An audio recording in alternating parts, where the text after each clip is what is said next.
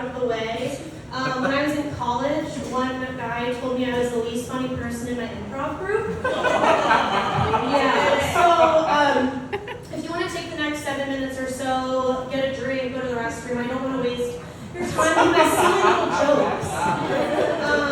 But it is also important for me to share that guy is a Republican now, and I don't think he cares about any of our rights. Yeah, so, take his opinion as you will. Maybe not quite the source of truth, as they say in the biz. Anyway, so the pandemic was pretty lonely, I would say, especially for us single gals or single guys. Anyone single in the room? Woo! Yeah, that's good. Not many people are single anymore. I figured that out. It got so lonely. I kind of missed being catcalled, which I know is very problematic. And it's not that I want to be objectified by a man most of the time, but it's that you kind of miss walking down the street in broad daylight and a random man goes, "Hey, gorgeous, looking for a thick chick?" And you have to be like, "Yeah." Before the pandemic, I would have been like, "Oh my God, stop." Yeah. But now I'm like, "Me?" Say it again just a little bit louder. I welcome. No, being single is fine. Her eye twitches for the 29th year in a row. And I love celebrating my non-single friends, which is almost all of them. Shout out to a lot of people in this room. Anyway, actually, two of my friends are right here. You can't see them now. Your friends. They just got engaged a couple months back. So Mallory, we've been friends since 5th grade, besties, and she called me, and I immediately was like, "Okay, let's make this about me, though." So in fact, I did. I was on my way to the airport in an Uber, and this is gonna scare some people, but I did get hit by a semi-truck when I was in an Uber. It's pull for applause. No. All jokes aside, everyone was fine. It actually wasn't that big of a deal, but obviously I'm making it my entire personality. For the rest of my life. The week after, my boss was like, "Hey, Laura, did you happen to send that email?" And I was like, "Well, I kind of got hit by a truck." Or someone's like, "Hey, Laura, can you grab that Uber?" And I'm like, "Oh, Uber? Yeah, I was in one when I got hit by a truck." Poor friend comes up to me and they're like, "Hey, Laura, this is kind of serious. My grandma's really sick. I don't think she's gonna make it." And I'm like, "Oh, before it's time, make sure she knows that I got hit by a truck." No. But at the end of the ride, after the whole hitting by the truck, it was and rate your ride with Kevin. So how do you rate a ride that almost killed you? 5 star. No, I'm in therapy. Anyway. I really do try to be a girl's girl. But Instagram makes that very hard. I have gotten very friendly with the mute feature because a lot of people are a little bit annoying, specifically influencers. And I don't want to yuck anyone's yum, especially if that's your line of work. It's not my business, but I am going to for the next minute and a half.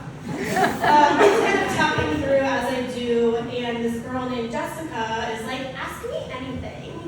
Nothing's off limits." So I was like, okay, just kind of tapping through, and someone asked Jessica what her hangover cure was. And as I was sitting there, hungover, I was like, okay, maybe Jessica can help a girl out. So I'm talking through, and she's like, "When I've had a couple too many drinks with the girls, a couple glasses of wine, you know what I do? I go for a long walk and chug a big glass of water, and I'm good to go." And I'm like, "Must be nice, Jessica.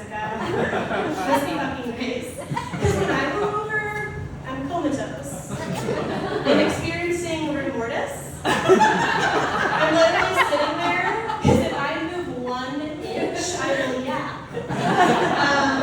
I have ordered Uber Eats. It's I just said Uber a lot. I have ordered Uber Eats from the block, the McDonald's on the block, no less than 3 times, to a 10 a.m. breakfast, 1 p.m. lunch after my nap. Yeah.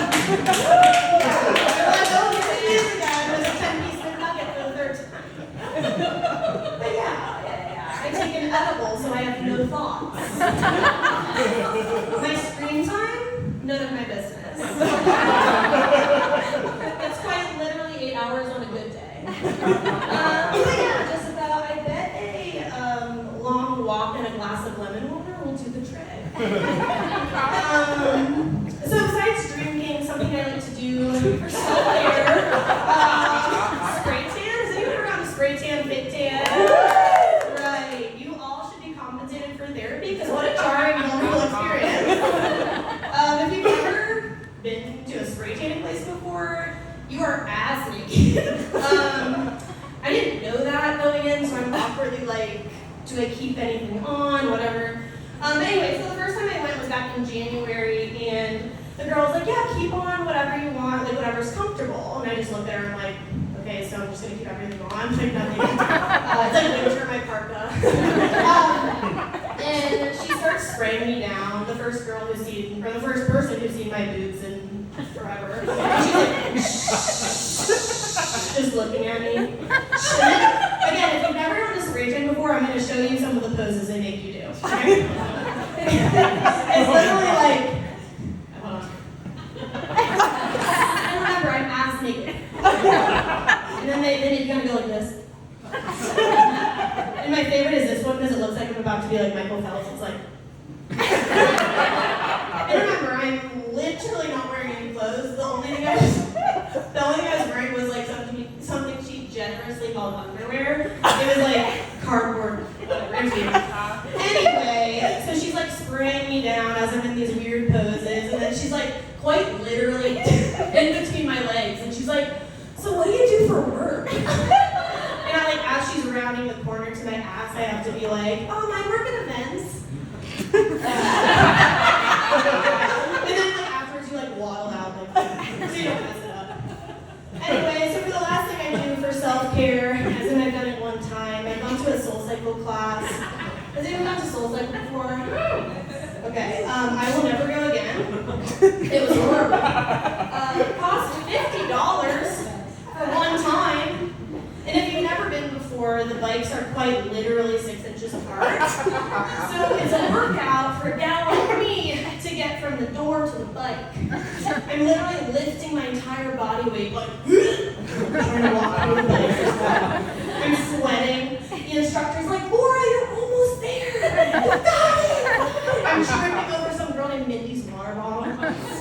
I finally sit down and she's like, Laura, you did it. She's like, that was your break. You are a warrior, remember why you're here. And then the workout